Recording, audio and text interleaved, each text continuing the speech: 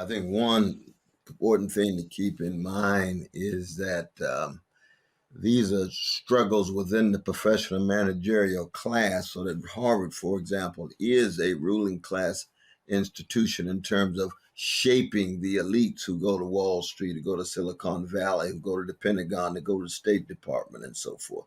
So it's fascinating to see it as an intra struggle within the professional managerial strata of the ruling class.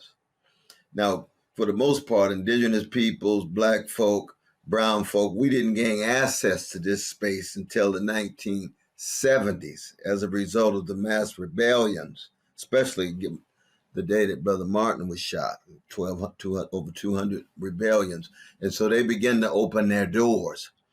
And some of us made it in. See, I'm in the class of 1974. I arrived in 70. Martin was shot in 68. It takes a whole year for the cycle to set in. And so when we came in, I worked with the Black Panther Party breakfast program, prison program, and they're looking at us like, what is going on? Who are these aliens, right? Good God Almighty. So that it's important to just keep that institutional framework in place. So that by the time you get a black president like Claudine Gay, who was the dean of faculty when I had my second class, I had a first class with Larry Summers. I had been a university professor in 1996. He arrived in 2001. The first thing he did was what? He met with every department other than Afro-American Studies. And when Skip gives him a call, Skip Gates called him and say, hey, what's going on? He says, you all have been the public face of Harvard for too long. This is a new era. So that's already a certain attack on black folk. Then he calls me in October. He arrives in September and attacks me saying my left-wing politics associated with hip hop, that's embarrassment and so forth. You haven't published. I said, I've published 6 books in the last 8 years. What are you talking about? You haven't published a book in your life. And I looked him straight in his eyes. I said, I am as much or more Harvard than you are. I went to undergrad when you were still in junior high school. And you know what you're dealing with a free black man here now. I ain't got no chip on my shoulder. I'll treat you right, and I have a grin and a smile, but you disrespect me, I come out swinging like Muhammad Ali. And it was clear we were not going to live together. And so I decided to leave right away because he was going to attack, the whole department, Afro-American Studies and so on. So when I returned under Larry Bacow, I'm older and I'm at the divinity school and so forth. And it's a professor of practice. So it doesn't even have tenure. I wasn't even worried about tenure because I don't even worry about these kind of titles.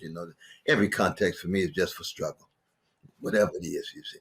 And there you had to struggle over the pro-Palestinian situation. You had Palestinian students who didn't have a faculty advisor. I became their faculty advisor. We would have events. We'd have difficulty trying to find space and rooms for the events. I said, well, wait a minute. I thought we were in the free speech, free inquiry and so forth. It was clear there was a bias. There were 2 professors who came up for tenure who were voted unanimously, but for tenure, but had very strong critiques of Israel's occupation.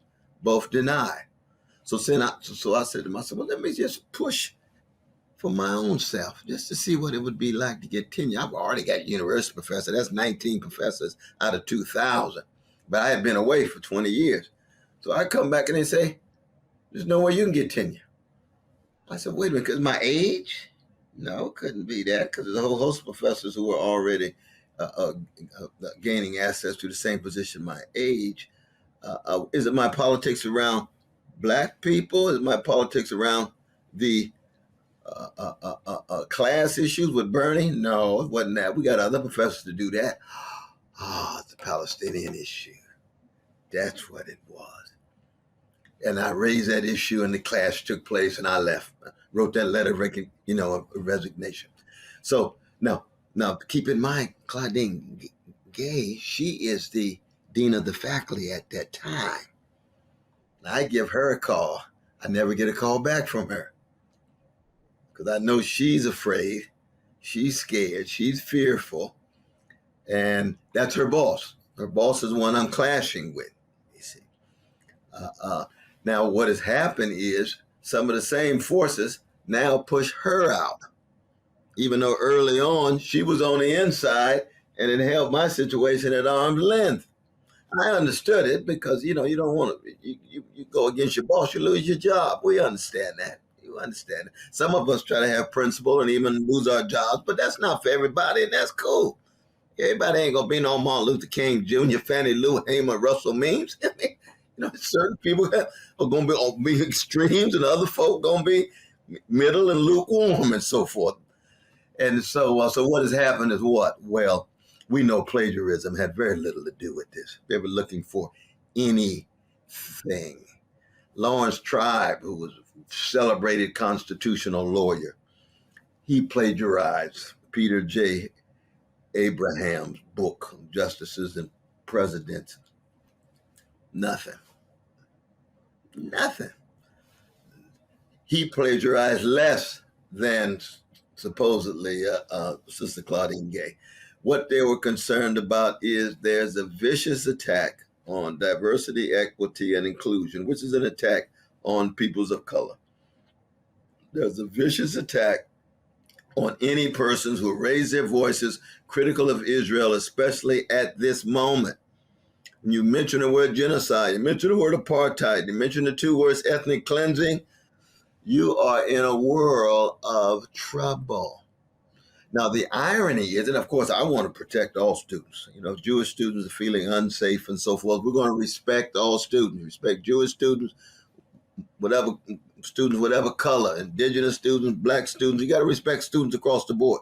But the argument becomes anti-Semitism is running amok at Harvard. When the Palestinian students, when I was there 5, 10, 15 years ago, getting marginalized all the time, nobody said a mumbling word at all. Professors like myself get pushed out. Nobody says a mumbling word. Now, all of a sudden, you're going to have anti-Semitism running amok. Wait a minute. Out of the last 5 presidents at Harvard, you got 4 Jewish brothers. Right now, the interim president, Brother Garber, he's a Jewish brother. Percentage of Jews on the faculty.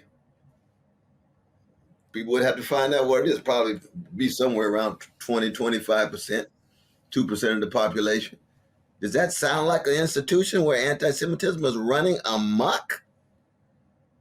That doesn't mean we ought not to be concerned about anti-Jewish sensibilities. We're moral human beings. We're concerned. But you see, this is all window dressing. And what is happening is, I'm sorry to go on and on, but what's happening is you got a slice of the big donors who are deeply conservative Jewish brothers, part of a right-wing Zionist project that's putting tremendous pressure on Harvard. Same is true at UPenn. Same is true at Columbia. Same is true at a whole host of other universities. And in some ways, threatening to withhold funds, millions of dollars. If you don't do X, we're not going to give you money.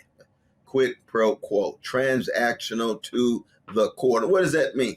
That means that places like Harvard and Penn more and more become morally bankrupt because big money dictates policy at these places.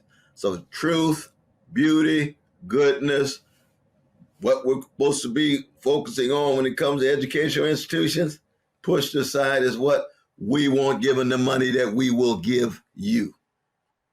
That's about as obscene as you can get, really. We see the same thing in foreign policy, raw power, genocide in Gaza, wars in Iraq, Afghanistan. We can go on and on. Drones dropped in Somalia. We can go on in that regard. And of course, it begins with the 400-year war against precious indigenous brothers and sisters. I mean, indigenous brothers and sisters almost sit back and say, this ain't new to us at all. This is exactly what the behavior has been. This is what the logic has been. These chickens are coming home to roost. Now the rest of the society can see what we've had to come to terms with all these hundreds of years.